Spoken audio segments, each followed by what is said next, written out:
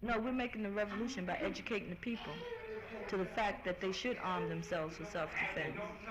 You see, educate them to what the power structure is doing to them, that they've made racism the primary objective that the people have to deal with when we mainly have to deal with capitalism. You see?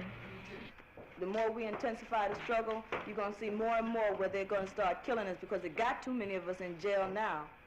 And they don't want no more of us in jail, so they got to kill us. So it's not fun having all these people in jail. But these are freedom fighters. They're the vanguards. And they're here to liberate the people. And they know this, they either have to go to jail or die. And if you're not prepared for that, then you don't belong in the Black Panther Party.